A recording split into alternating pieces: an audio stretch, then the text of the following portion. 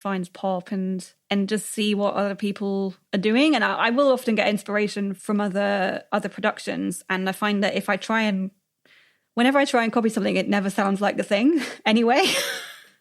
Totally. So, well, that's where you find your sound, right? So I feel like I'll never get in trouble for plagiarism because I end up creating something that is not even close. But it can often lead to something that's kind of cool. Yeah, I think Phineas, Billie Eilish's brother, says like the same thing. I'm always trying to copy something and I never get there, but then I get this kind of sound that's unique to me. Yeah. You know? Yeah, I definitely take inspiration from other people. And I've forgotten the phrase that's along the lines of like great artists steal. Yeah, something like that. But as long as you make it your own, you know, you have your own also, your taste, right? Like what you're listening to and how you incorporate it. And that's how you make it interesting. Are you mixing any of your productions? So as a rule, no, but increasingly, yes. But I'm reluctant to say that because I don't want to be a mix engineer. And on any production, I would rather not mix it. I'd always rather someone else does it. Just because I think having that second set of ears and that additional kind of process just will inevitably make it better. But recently, sometimes things have been like a rush release or the artist just hasn't had the budget and they're happy with my mix. And like a while ago, I would have point blank refused and said, no, you have to get this mixed. And I think that was probably my own insecurity because if the artist is happy with the mix that I've done, it should be fine to go out. But I think that was quite a hurdle for me to get over to actually let my mixes go out. But there have been a few things recently that I've mixed and I have been happy with. So it's not something I'm going to start charging for separately, basically. But if needs be, I will mix stuff. It's like the producer mix, basically. Yeah. And I feel like my mixes as a producer are definitely so much better than they used to be. And I'm often like happy with how it sounds, like generally, but I'm always happier when someone else mixes it. What do you think the mixers bring to the table that you're not bringing? That's a good question. I think vocal-wise, so I do vocal mixing and I'm always pretty happy with my vocal sound that I create. I guess it's just like getting the drums to punch in the right way, balancing the bass and the kick, like all those things that are so hard to do. And personally, I don't want to spend hours doing that.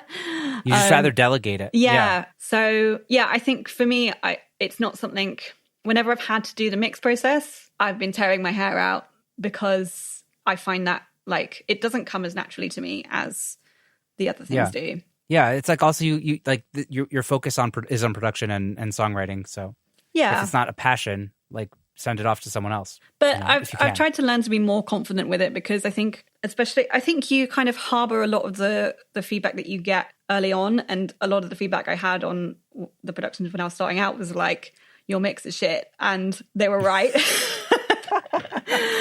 Well, of course they were. But it's hard to kind of let that go and kind of accept that maybe it isn't anymore. So I think the confidence in that area is something that maybe I need to work on as well. Well, we all have imposter syndrome sometimes. Definitely. So you're one of the crowd, you know, like everyone else. Yeah. Do you have any practices, or do you do anything specific to make things work faster? Whether you're with the artist, or working out the production mix or mixing or anything like that. Workflow is something that I do want to work on some more because I feel like I'm pretty good at Logic shortcuts and like I work with a Magic Mouse and that kind of lets me kind of whiz around the project pretty well. And also just getting a good computer recently has like made my workflow so much better because I'm not waiting to freeze tracks or... Oh, God. So that has made the biggest difference to speeding things up for me. And I think I always find that I feel the pressure in a session with an artist. I kind of feel bad when they're like sitting there waiting for you to do something. And I don't know, I feel like I have it in my head that they expect it to be instantly amazing. But I've learned to kind of manage that expectation and be like, I know this sounds like dog shit right now, but I'm just kind of, bear with me. I'm working on it. I've got this idea and I just want to try something out. And actually, like, artists don't mind waiting around for that, is what I've realized as well. You don't need to apologize for that. It's like they'll happily just sit there and think about some lyrics or something whilst you're twiddling away and working on something. And I think also having a sense for right, when... you feel the pressure of someone else in the room, just like, you know. Yeah. It's, yeah, totally. I relate to that.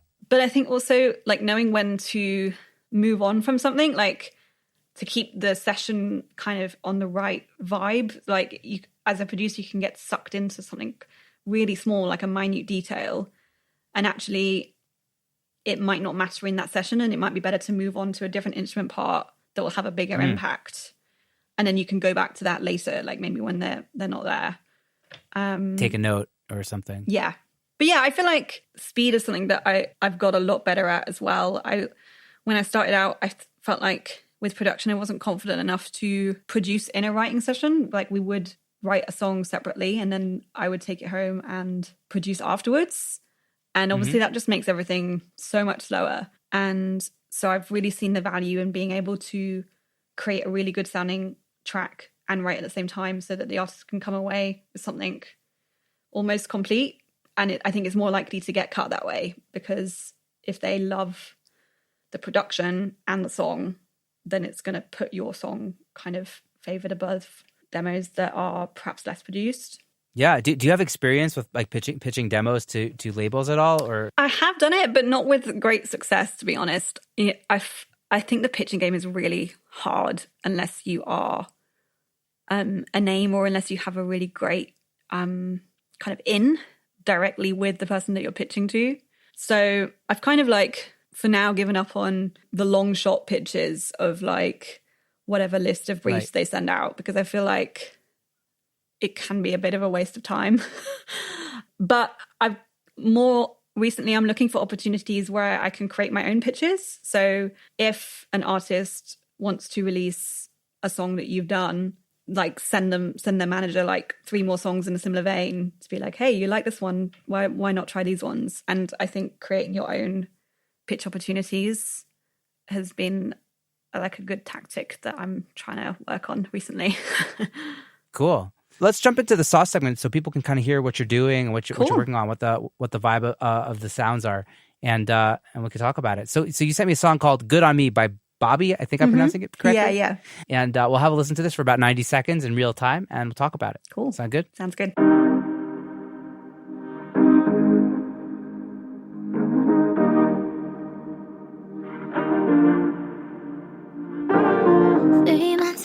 Since you walked away and I drew the curtains, found 1,000 ways proving I'm okay doesn't stop the hurting. No, just name it. I've done it all, complacent to break the fall. Took a lot of therapy, people telling me you're the problem. After all that time and energy, now I see I've got options. Just name it and spell it out. I claimed it better without you. Losing you looks good on me. Bet you wanted me, bet you want me back now. Losing you looks good on me. Bet you wanted me, but you can't have that now. I was lost and found, now I got my crown, and you're still damn useless. I could take you down if it got around how small your ego is. I shouldn't, I could be bad, but I wouldn't. I'm better than that. Losing you looks good on me. Bet you wanted me, bet you want me back now. Losing you. Okay, we got to talk about those vocal effects. What's going on there?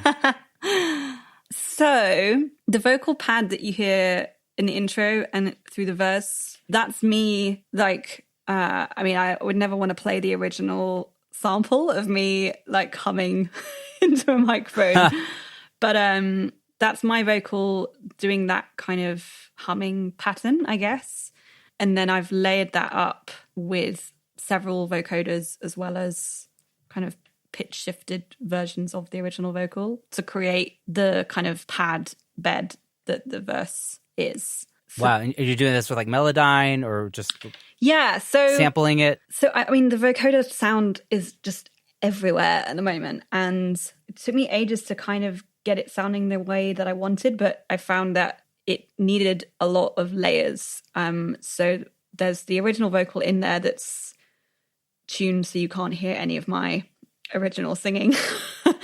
And then Melodyne additional harmonies on top of that. So there's kind of like 3 vocals, and then each of those have a vocoder playing the chords underneath. And so I used a couple of different vocoders, mainly vocal synths, but also I think Waves Morphoda as well, and just kind of blended those together to create one sound. Nice. I love how like the beat just kind of comes in and out of the production.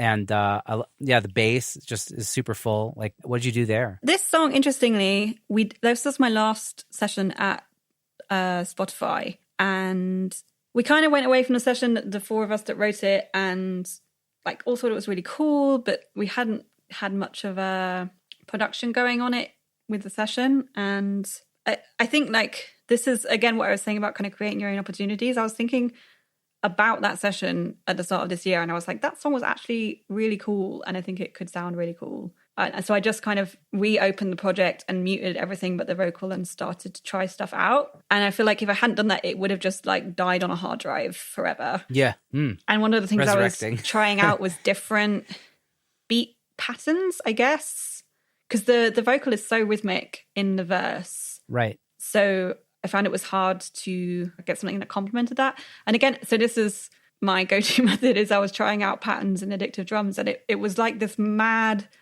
metal beat that I put into electronic drums, and it actually ended up sounding kind of a bit tribal and a bit weird, and kind of making sure that the backbeat is like there throughout to kind of keep the pulse, and just making sure that like every single drum sound is interesting. So it's not just like a straightforward snap, it's like the 2 and 4 are different, or they're kind of layered with something that makes it a bit more sonically interesting. Yeah, lots of like little, like I don't know if it's distortion or what's going on, but there's other things happening besides the groove.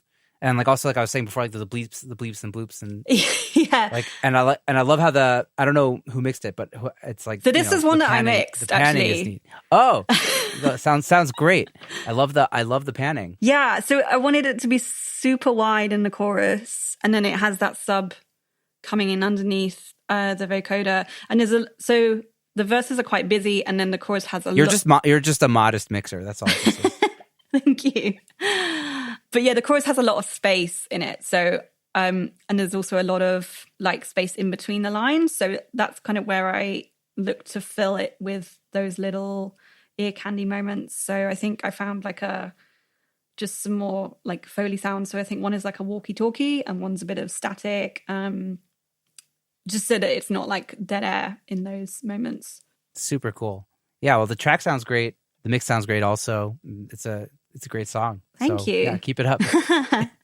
Yeah, anything else you want to talk about that track that I didn't ask you about? I don't know. The vocal was the original like demo vocal in the session, because of the pandemic, like there was no opportunity to redo that. So that was it. I had like 2 runs of the vocal, which is actually kind of what led me to go down the more kind of vocal manipulation route, because I didn't have the material to create what I would usually do, which is like lots of doubles and that sort of thing. So cool. Yeah. From having constraints, you have creativity sometimes. Yeah. Sometimes you have to use what you're limited with to do something cool and original. It's quite a nice little lockdown story as well, because it's something that was created like basically because of or over lockdown, and the artist had since like moved. She's Canadian and she moved to Canada, like back to live with her family in the pandemic. And so we were kind of on Zoom a lot to kind of refine the details of it. And yeah, I'm really, really happy with how it turned out. Super cool. Have you had to do a lot of remote sessions over the pandemic? Is that been something you've learned